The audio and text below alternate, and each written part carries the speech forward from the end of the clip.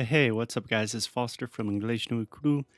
As you probably know, we are taking a quick break from recording new episodes of English no Cru Rádio because we are focusing all of our time and energy on Sound School. Sound School is our pronunciation and conversation course. It is a conversation masterclass. If you like this show and you are serious about taking your English to the next level, Sound School is the place to be. Because we work personally with each one of our students, we can only accept a limited number of students at a time. So if you're interested in really speaking more confidently, improving your accent, understanding native speakers, and all of that other cool stuff, go to inglesnocru.com to start working personally with me and Alexia. Okay, we will get on with the show after a quick word from our sponsors. Hey, Alexia. Hey, Foster. Do you hear those birds chirping? Yes, I do. Do you hear that car passing? Yes. You know what that means? What? That it's time for you to do an English class and for me to film it so everyone can see on Instagram and Facebook. Yes, that's true. And how are you going to do this English class? Cambly, just because I have a free class. So tell me, what is Cambly? Cambly é uma plataforma de inglês online que você pode entrar no Cambly? no cambly.com ou no aplicativo deles, que é Cambly, obviamente. Eu E acho que aí, pode colocar Cambly no Google e você vai achar também. E nós fizemos uma super parceria com eles e estamos te dando uma aula de graça. Sim, você não precisa pagar, não precisa colocar cartão de crédito, não precisa fazer nada, além de ir no aplicativo ou no site, se inscrever, colocar seu e-mail, só isso. E o cupom, claro, inglês no Icru, tá? O referral code, o cupom se chama inglês no Icru. Então, não perca essa chance. Você pode entrar a qualquer momento, falar com algum nativo de qualquer região que você preferir. Se você estiver estudando para uma prova, tem lá a opção de falar com pessoas que dão aulas especialmente para provas, ou alguma especialidade, se você é economista, engenheiro químico, qualquer coisa. Então, vá lá no Cambly, coloca o nosso código inglês Unicru e não perca essa chance de ter uma aula de graça com um nativo. Do it. Do it. It's like Airbnb, Netflix, and Uber all combined just for your English. Cambly. Or as Alexia says, Cambly. On with the show! Oi, fala aí pessoal, bom dia. Você está escutando o Inglês no Rádio. I am your host, Foster Hodge. This is your daily dose of English.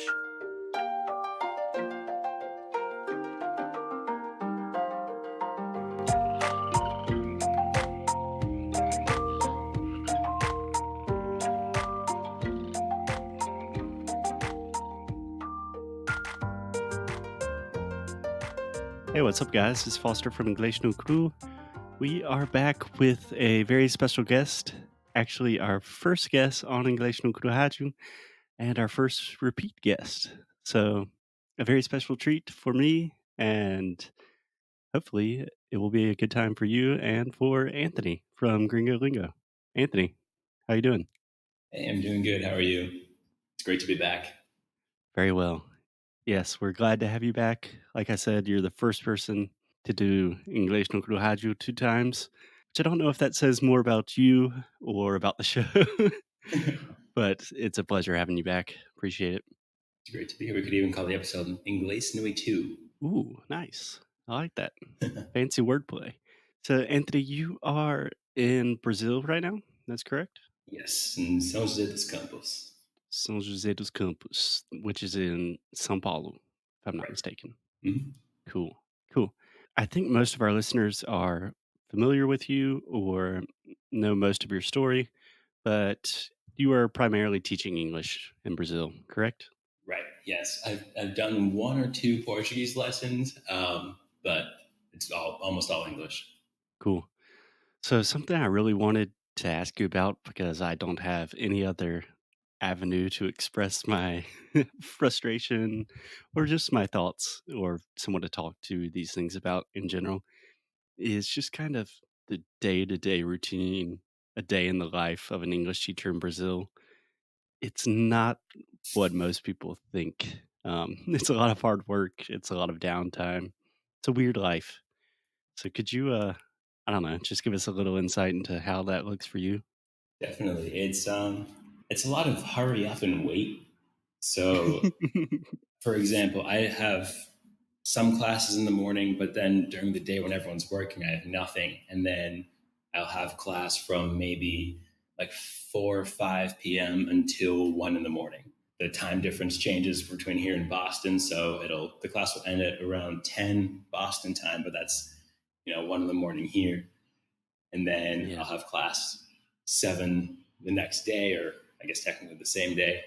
And so it's weird because I'll end up sleeping like half the day, and people think I'm just lazy or not, don't feel like leaving the house. But really, I'm still adjusting. It takes a long time to adjust. Actually, I've been in Brazil a month already because I was in Boston half the year, but I'm still getting used to the time difference between here and there. And when there's a new class, I'm going to be up another 2 hours or so.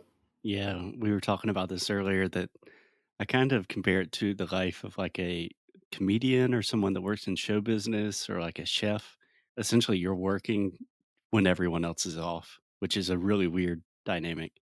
hmm And there's the whole social media aspect too, and it's weird because when you're supposed to, in quotes, supposed to be posting, is when a lot of people are also out too, but then you're working, so you're in class, so you can't post and teach class at the same time. It's really weird. Yeah, this is something that I always want to rant about, but I never have the space to.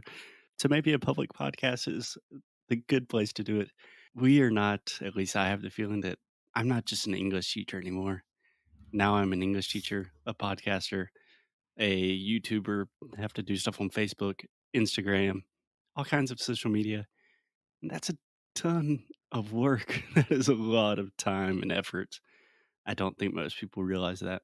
Definitely. I also think it's easy to think that we just want to be on social media and, oh, we just do Facebook because we want to. But that's when it's a personal thing. People post photos that they take and they like of themselves or places. But as a business, it's not really because, oh, that'd be fun to have an Instagram. It's because every other business has an Instagram. And if you want to make a name for yourself, you have to be active on all of these different platforms. Yeah, it's weird. Make a name for yourself. That is an excellent phrase. Do you know how to describe that? Or you want me to take a shot at it? Make a name for yourself. I guess it's It's just kind of like making, establishing yourself as like a reputable business, maybe. I don't know. yeah. And also, I guess not having to define what that is. If someone says, what's Walmart? You'll kind of look at them and do, what do you mean, what's Walmart? Like, it's just so usual. It's even hard to describe what Walmart is. So to get to that level of recognition, I guess is not so big, but something in that area, in that direction. Yeah, if I had a nickel every time people asked, like, what's English no cru? Or even just like, what do you do? I'm like, ugh, here we go. Let me A try to lot of take. a lot of people ask me, they're like, "What? Why is it Gringo lingo?" Like, oh, well, Gringo is foreigner, lingo is language. Put it together and it rhymes. It's easy to remember. Yours rhymes too, so it's. Yeah, when people ask why English no cru, most people either really like the name or they don't get it at all. And I'm like, Mhm. honestly, uh, had the idea to start this business and we needed a name to buy a website. And it was just kind of what we decided on. I don't remember why or how. It's just sounded cool at the time, I guess. No, same, definitely. It's pretty frustrating. It's kind of like I guess it's a filter for people who want to start a business and people who start. One of the filters is having a name because a lot of people will get so wrapped up in trying to decide what to call it that it'll end up being more work to find that, and then we'll do it later. We have the name. We can work on it later. Yeah, exactly. Speaking of your name, I just noticed, I guess last night when I was just doing a little bit of research on you, there's a podcast called the Gringo Lingo Podcast. I don't know if you've heard this. Have you heard of this podcast? I think I saw it. Maybe it was 2 days ago. It was right after you actually texted me about coming on the podcast. I was trying to show one of the guys here that I'd already been on the show, and I saw this podcast, and I was like, "Well, looks like I'm not making a podcast." Someone already took the name. I think it's a pretty new podcast, but I started listening to one episode. I don't want to talk shit about other podcasts on a podcast, but it was terrible. It was Oof. just like some dude talking about like how to get girls in Colombia or something, like speaking bad Spanish. Uh, It was not enjoyable. So maybe you can, I don't know, try to sue them in court or something. there's another Gringo Lingo on YouTube, and it is. This is going to sound really irrelevant to bring race into the question, but like I'm going to tie it all together. But it is another, um, I guess I would say, American of color, because apparently, like I can't. According to a lot of Brazilians, I would be considered black in Brazil, but I guess in the United States, if you're not white, you're black. Anyways, it's another black Yeah. American who teaches English to Brazilians, and his name is the Gringo Lingo, just to be different from mine. So that's fun. Trying to like send people the link and be like, "Oh, what's this? What's with your hair? Like you got dreadlocks?" I'm like, "That's not me. That doesn't even look like That's the me." other black American gringo lingo. Yeah, and Oh, that's problematic. Yeah. I only bring race into the whole situation because a lot of people just assume that I'm Brazilian, and I don't know if it's exactly because I'm brown. I don't know the right word for it. I'd say like moreno, but Yeah. people you have other YouTube channels of white Americans who have an accent when they speak Portuguese too, and people just believe them right away. So I don't like to use being American as my only selling point, but it almost seems like when I try and use that to make a name for myself, to make it a point of difference for my classes, people seem to be hesitant when I say that, like, "Oh, you mean your parents are Brazilian, though?" Or they try and find like an excuse for why I speak English and Portuguese. Yeah, that's a weird thing because I think in general, I mean, I don't want to generalize too much, Mhm. but Brazilians definitely have an affinity for gringos in general, I guess at least when they're learning English, and especially like the most stereotypical gringo you can imagine. I mean, I'm thinking of some of the famous YouTubers. I We think I don't need already to know what name you're talking about. names, but might as well. People like Gavin and Ching Explica. You can't get any more gringo than those gringos. Yeah, I've had some people who have just like written on one of my videos before, or this was just one guy. He was like, "Oh, I hate when Brazilians go to the United States and pretend that they don't speak Portuguese anymore. Like, you're Brazilian and you got to be proud of that. Like, knock off the act." And I'm like, "All right, I can definitely feel that. Don't forget where you're coming from. However, I'm not Brazilian at all. So I don't know if you're like attacking me or just venting your feelings because it's not me." It's a subtle backhanded attack at you. Yeah. Yeah, I've gotten a lot in Brazil. People would ask if I was Portuguese from Portugal.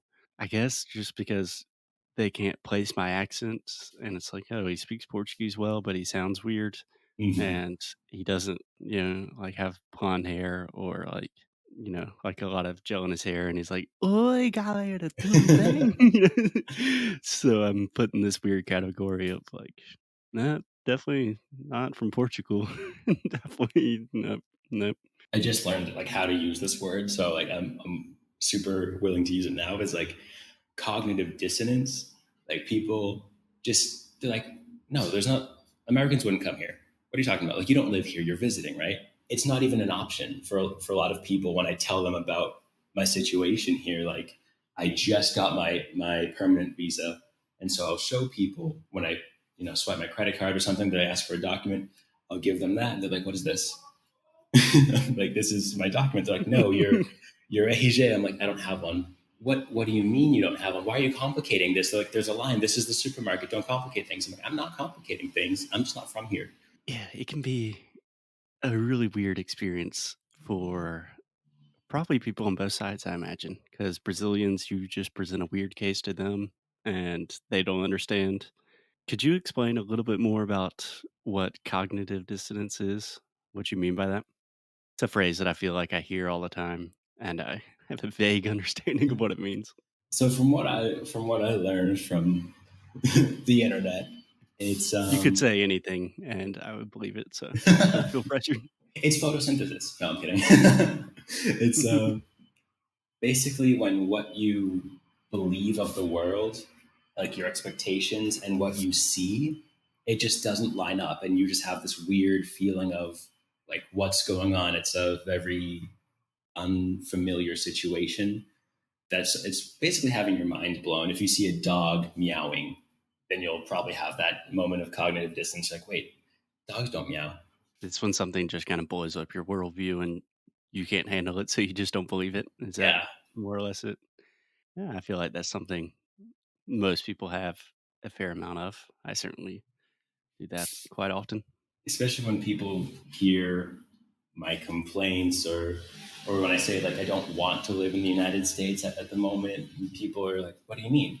The United States is really good at pushing the message that they're the best country in the world." And I can say this: it's like an effective message because a lot of people believe it too. You have a lot of just blindly patriotic Americans, and then other people who think, "Oh, life's just better there here in Brazil." So when I say that I don't want to live there, they're like, "What are you talking about? It doesn't make any sense." Yeah, I actually, just to try to give a real example, I recently was talking to my brother who's very well educated. He's been on the podcast before, he's a lawyer and well traveled. And he had recently traveled, I guess, to Argentina and Chile. And he was talking about the trip. He was like, it was so amazing. I loved it. But still, if I could live anywhere in the world, obviously it would be South Carolina. Like, it's the best place in the world. And I was like, really? I mean, is it? Yeah. I was just in Portugal and Spain. Those places were pretty cool too. Brazil's pretty awesome. People will talk about like how it's well, but we have freedom in the United States. What do you mean by freedom? A lot of the freedoms that I see we have in the United States, I also see in Brazil. The only freedom that I could say is not as available in Brazil is the freedom to just go out and buy stuff. But that's not even freedom; that's more buying power and an economic side of things. Yeah. So just full disclaimer for everyone, they're cutting down a tree at Anthony's house. So if you hear the chainsaw that I can kind of hear in the background, he's not also assisting in a murder at the same time while he's recording the show. I cannot guarantee I have never assisted, but I am not currently assisting. That's good. Well, English No Crew is not affiliated with any international murder scenes yet. Yet. He's just a podcast guest. Thank you so much for listening to another episode of English no Crew Rádio. If you like what we do, if you want to support the show, please check out inglesnocrew.com. At inglesnocrew.com, you can find everything from the worksheets for these episodes to learn all of the best pronunciation, vocabulary, grammar, real English, the way we speak it on the streets. You can also do personalized private coaching sessions with me in our pronunciation course. Sounds cool. Most importantly, keep up the good fight and lose well. Até já já.